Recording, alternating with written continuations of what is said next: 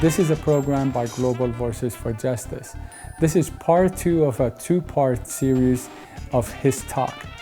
I am Mansour Shaba, Director of Global Voices for Justice, a nonprofit media organization based in Long Beach, California.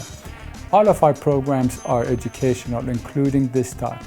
If you'd like to get a copy of this talk or make a contribution to our nonprofit media organization, you can reach us by our phone at 310-283-0885. And that's again, 310-283-0885. Let's watch part 2 of a 2-part series of Ilan Pappe's talk.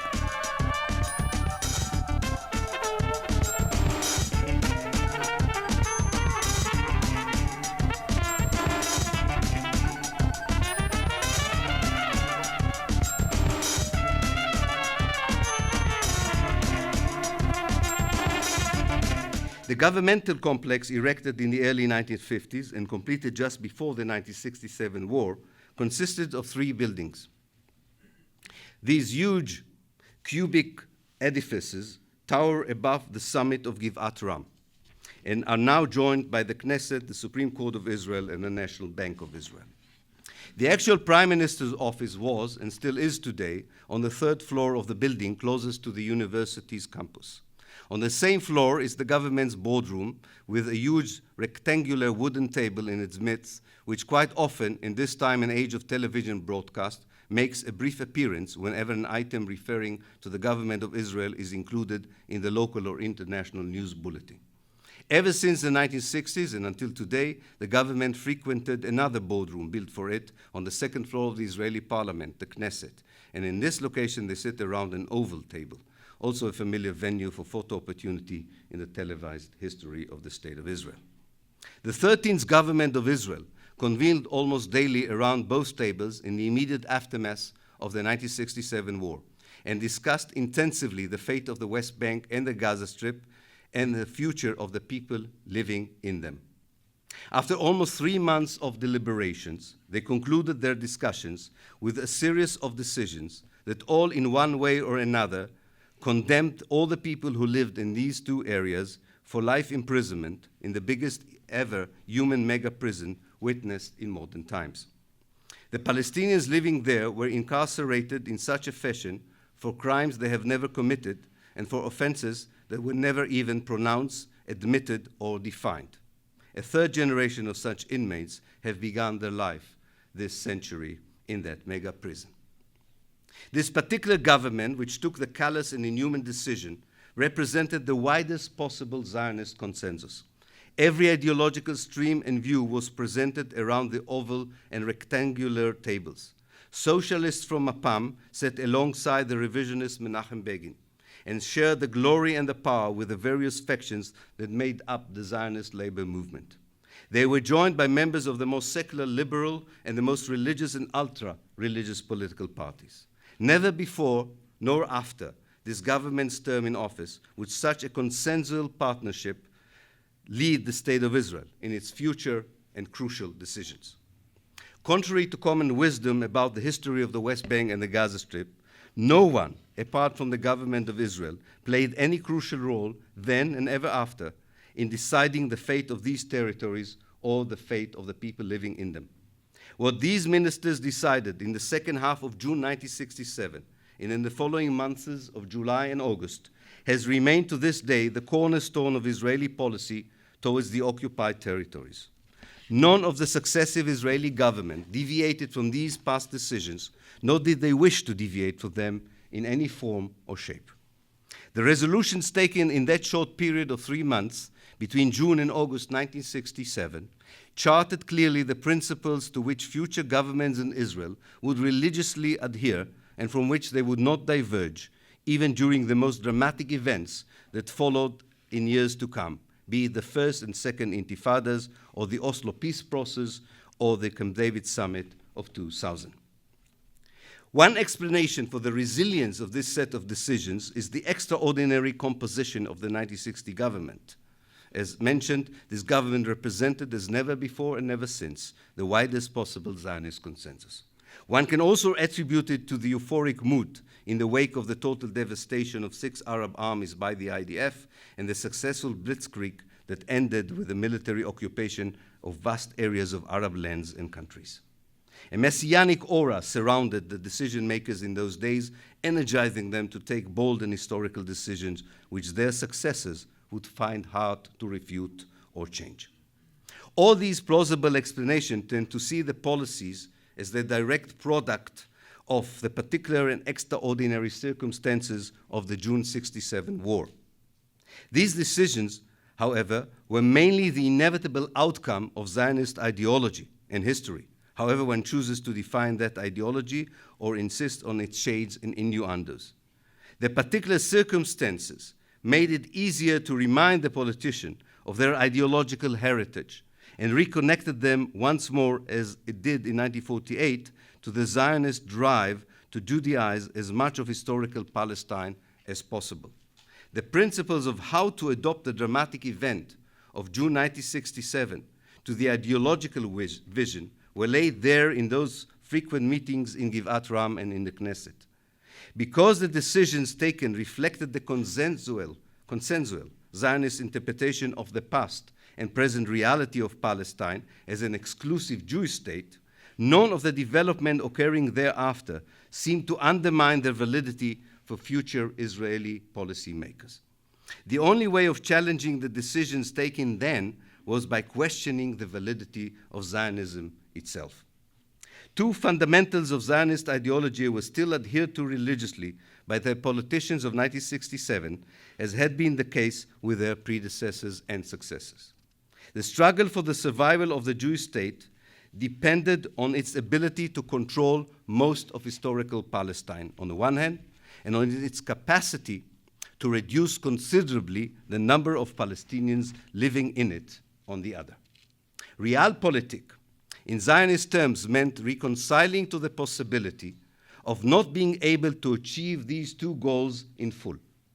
There were times when leaders such as David Ben-Gurion attempted to quantify these two objectives, namely how much Palestine was needed and how many Palestinians could be tolerated in a Jewish state. But more often than not, the assumption was that the best options were more land in the first instance and less Palestinians in the second. When Palestine was clearly defined as a geopolitical entity, as a British mandate after the First World War, having most of the country met possession of most of mandatory Palestine, Israel today with the occupied territories. Population-wise, the consensus dictated a wish to have a purely ethnic Jewish state. Again, at times there were attempts to find out what would be a tolerable non-Jewish minority within a Jewish state. But the unspoken, and at times the spoken, desire was to have only Jews in what was considered to be the ancient land of Israel. The year 1948 provided opportunity to maximize both goals, taking over much of the land and getting rid of most of the local population. Several discrete processes fused together to allow the Zionist movement to ethnically cleanse Palestine in that year. The British decision to withdraw from Palestine after 30 years of rule, the impact of the Holocaust on Western public opinion, the disarray in the Arab and Palestinian worlds, and finally the crystallization of a particularly determined Zionist leadership. As a result, half of the country's native population was expelled, half of its villages and towns destroyed, and 80% of mandatory Palestine became the Jewish state of Israel. The dispossession was witnessed at close hand by representatives of the international community, emissaries of the International Red Cross, correspondents of the Western press, and the personnel of the United Nations. However, the Western world was not interested in listening to their incriminating reports. The political elites chose to ignore them. The message from Europe and the United States was clear. Whatever happens in Palestine is the inevitable final act of the Second World War. A correction needed so that Europe could atone for the crimes committed on its soil against the Jewish people. And therefore, a last massive dispossession of Palestinians was needed so that the Western world could move on to the post-war peace and reconciliation. The situation in Palestine, of course, had nothing to do with the movement of populations in Europe in the wake of the Second World War, or with the genocide of Europe's Jews. It was the culmination not of the war in Europe, but of Zionist colonization of the land that had begun in the late 19th century. It was a final act in the making of a modern-day settler Jewish state at a time when international community seemed to render colonization as an unacceptable practice and as a deplorable ideology of the past. But not in the case of Palestine. The message from the enlightened world was unambiguous. The Israeli dispossession of the Palestinians, as well as the takeover of most of Palestine, were both legitimate and acceptable. Almost half of the ministers attending the 1967 meetings were themselves veterans of the 1948 ethnic cleansing of Palestine. Some were members of the small cabal that took the decision to expel almost 1 million Palestinians, destroy their villages and towns, and prevent them from ever returning to their homelands in 1948. Others were generals or officers in the machinery that perpetrated the crime. All of them were fully aware of the international indifference in 1948 when the Zionist movement took over almost 80% of Palestine. And this is why they and their colleagues were convinced that the international community would allow them once more to act unilaterally now that the Israeli army occupied the remaining 20% of the land. They received a carte blanche for their 1948 impunity, and there was no reason to expect any serious rebuke or obstacle for a similar policy of ethnic cleansing in June 1967. But there was one huge difference between 1948 and 1967. In 1948, the decisions about the fate of the Palestinians were taken before the war, whereas in 1967 they were formulated after the war. Therefore, in 1967, there was more time to ponder about the implications of a massive expulsion that would be carried out without any war going on. The government was determined, almost en bloc, to decide unilaterally about the territory's future, but was more divided about the possibility or the wisdom of another massive ethnic cleansing after the official end of hostilities. The counter-arguments were clear. A post-war ethnic cleansing could have awakened an otherwise dormant Western conscience. Furthermore, it was also doubtful if the army had the will and the mentality to carry it out, as it was unclear whether the army had sufficient means of accomplishing it. The 1960 government was also a larger forum than the one that devised the 1948 ethnic cleansing. The 13th government of Israel included quite a few conscientious ministers who would have objected to such a master plan on moral grounds. So ethnic cleansing of a grand scale was ruled out. However, the prevailing sense in those boardroom meetings was that the international immunity for land expansion was guaranteed, not as an endorsement of expansionism per se, but more as an unwillingness to confront it. But with one crucial caveat: there could not be a de jure annexation of the territories, only a de facto one. I think you have the same policy for gays in the American army. Don't tell, don't. Not anymore. Anyway, but the Israeli invented it in the relationship with the United States about the West Bank. That's where it began. Okay. There could be no de jure annexation of the territories, only a de facto one. The complication was due for two reasons. First, the West Bank and the Gaza Strip were regarded by international law as occupied territories, whereas the areas Israel occupied during the operations in 1948 were all recognized by the United Nations as the State of Israel. Secondly, if the population could not be expelled, it could also not be fully integrated as equal citizens of the Jewish state, given their numbers and potential natural growth, which would have endangered the decisive Jewish majority in the new greater Israel.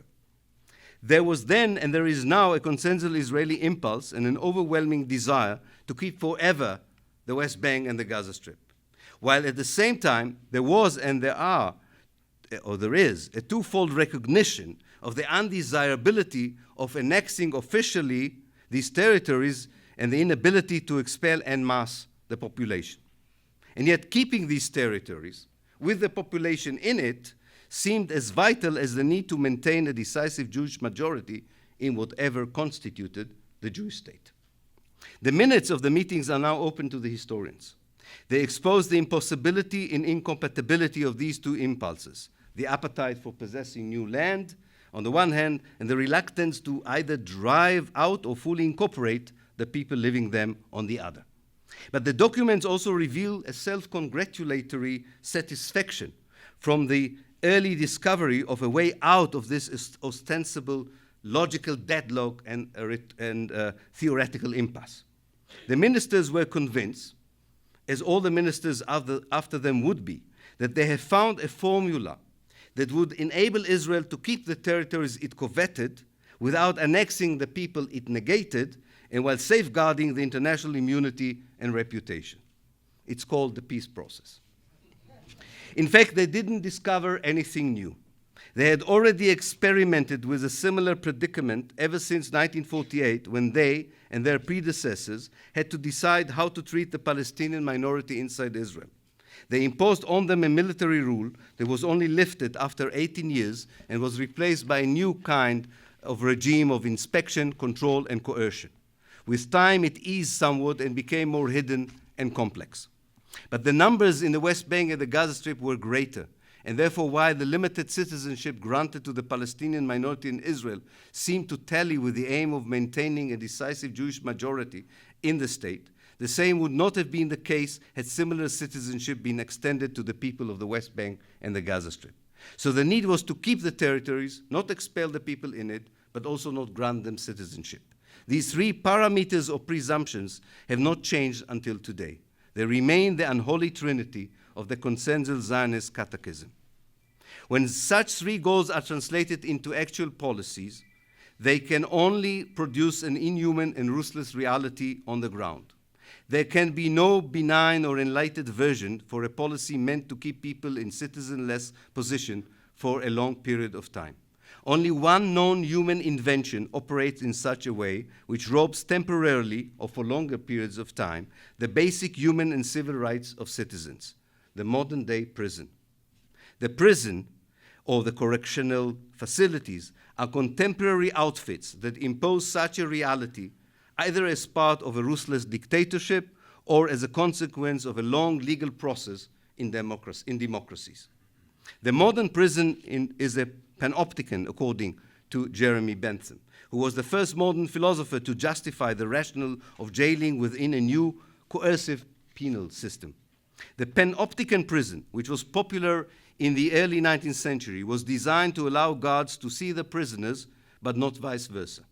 The building was circular, with prisoners' cells lining the outer diameter, and in the center of the circle was a large circular observational tower. At any time, guards could be looking down into each prisoner's cells and thereby monitor potentially unmoral behavior. But carefully placed blinds prevented prisoners from seeing the guards, thereby leaving them to wonder if they were being monitored at any given moment. It was Bentham's belief that the gaze of the Panopticon would force prisoners to behave morally. Like the all-seeing eye of God, they would feel ashamed at their wicked ways, he wrote. If we substitute moral conduct with collaboration with occupation, and we change the circular structures to a variety of geometrical parameters of imprisonment, this 1967 Israeli decision was to enclave the Palestinians in the West Bank and the Gaza Strip in a modern panopticon.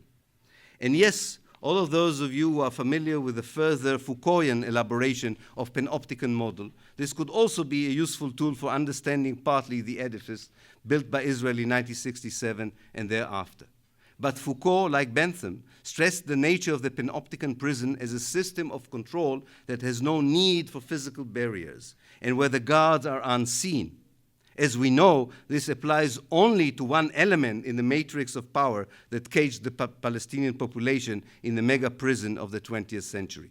Others were intentionally forcing the prisoners to look at the guards and to sense in the most physical way possible the barriers, the wall, the barbed wires surrounding them. The official Israeli navigation between impossible nationalist and colonialist ambitions turned 1.5 million people in 1967 into inmates of such a mega prison. But it was not a prison for few inmates wrongly or rightly incarcerated. It was imposed on a society as a whole. It was and still is a system of malice that was was built due to vile motives, but not only. Some of its architects searched genuinely for the most possible humane model for this prison, probably because they were aware that this was a collective punishment for a crime never committed. Others did not even bother to search for a softer version or a more humane one. But the two camps existed, and therefore the government offered two versions of the mega prison to the people in the West Bank and the Gaza Strip. One was an open-air Panopticon prison, and the other a maximum security one. Should they not accept the former, they will get the latter. The open-air prison allowed a measure of autonomous life under indirect and direct Israeli control. The maximum security one robbed the Palestinians of all the autonomies and subjected them to a harsh policy of punishments, restriction, and in the worst-case scenario, execution. The reality on the ground was that the open-air prison was harsh enough and sufficiently inhuman to trigger resistance from the enclaved population, and that the maximum security model was imposed as retaliation to this resistance. In general, the softer model was attempted twice, between 1967 and 1987, and between 1993 and 2000. And the retaliation were in 1987 until 1993, and from 2000 until 2009. The open-air prison became also Israel's peace plan, endorsed by the United States, Europe, the United Nations, and later on the so-called Quartet. This plan turned into the basis of for the diplomatic efforts and the peace process. In Israel and in the West, a huge laundrette of words and a very cooperative media and academia were essential for maintaining the moral and political validity of the open-air prison as the best solution for the so-called conflict, and as an ideal vision for normal and healthy life in the occupied West Bank and the Gaza Strip. Autonomy, self-determination, and finally independence and statehood were used and mainly abused as words to describe the best version of an open-air prison model that Israel could offer the Palestinians in the West Bank and the Gaza Strip. But this laundrette did not cleanse the reality, and the hyperbolic discourse of peace and independence did not deafen the conscientious members of all the societies involved, in the territories, in Israel, and the outside world. In the age of internet, independent press, active civil society, and energetic NGOs, it was hard to play the charade of peace and reconciliation on the ground where people were incarcerated in the biggest ever human prison witnessed in modern history. These virtuous people provided descriptions and analyses that confronted the Western mainstream media's indifferent and quite often distorted coverage of life in the West Bank and the Gaza Strip ever since 1967. Alongside the Palestinian resistance, they continue so far with little success, alas, to question the sweeping immunity the Western world has granted the State of Israel for its criminal policies towards the Palestinians. Both the open air, and with this I will conclude, both the open air and the maximum security prison need a huge staff to run them. These thousands and thousands of soldiers, officers, officials, judges, physicians, architects, policemen, tax collectors, academic advisors, and politicians are the principal human face of this inhumanity. At the top of the bureaucratic pyramid stood a committee of ministerial director generals. The committee was established on June 15, 1967, and for another few months devised the economic, legal, and administrative infrastructure for controlling and maintaining the occupied territories. Its meetings are summarized in the 2 volumes of thousands of pages, minuting their deliberations. This group of government officials enlisted the top academics at the time and the veteran members of the previous system of control employed in the Palestinian areas inside Israel. One should talk more about these officials, academics, and bureaucrats, and not only about the system that they have built in June 1967 and maintained until today. There is already a second generation of these bureaucrats in place, and a third will soon arrive. Once you cross the generational landmark, any discourse about temporality or even finality is useless. Any discourse about peace and conflict is futile. It becomes a living organism that would be very hard to combat or dismantle. Hence the understandable desperation in some of the Palestinian resistance, including the suicide bombs, against this matrix of power. The focus on the bureaucracy. By focusing on the bureaucracy, I find it essential to make a distinction between Israelis and Israelis. I hope I'm avoiding by this the pitfall of demonization. And thus, I do not seek to demonize the Israeli society as a whole, although many of its members support the mega prison and many others choose to ignore them. I distinguish as much as I can between the system and the people working in it. I single out the politicians and academics who in 1967 established the mechanism of enclavement and imprisonment, as well as the thousands of officials, officers, soldiers, and policemen who ran it. Some are as guilty as were the citizens all over the world and throughout history who stood by and did not do anything against the crime committed on their behalf, in their name, and in front of their eyes. These Israelis who either support or do not mind the oppression are still hailed in the Western world as champions of peace and humanity, endowed with endless undeserved prizes and awards. But all in all, there are very few real evil people in the modern human history, but there are quite a few evil systems. The mega prison of Palestine is one of them. The heroes, or rather the villains, of this story are therefore the Israelis who worked out the final details of the system to begin with those who updated it on all those years and those who perfected its operation on the ground, namely its power to abuse, humiliate, and destroy. They were and are servants of the bureaucracy of evil. They come quite innocent into the system, but only the very few among them do not succumb to its raison d'etre and modus operandi. As wardens of this largest prison of earth, they are constant abusers, dehumanizers, and destroyers of Palestinian rights and lives. The moment the last of them would be discharged from this service, we will know the mega prison of Palestine would be abolished forever, and peace and reconciliation would come to the torn land of Israel and Palestine. Thank you. You have been watching part 2 of a 2-part series talk by Ilan Pappe on the topic of the false paradigm of parity and partition, revisiting 1967, that was given on February 24, 2012 in Los Angeles, California. This program is brought to you by Global Voices for Justice, a nonprofit media organization. I am Mansour Saba. I am the director of this organization. If you'd like to make a contribution towards our nonprofit organization or to receive a DVD copy of the talk, you can reach us by phone at 310-283-0885. And again, that's 310-283-0885. Thanks for watching, and check back for new programs posted regularly on our website.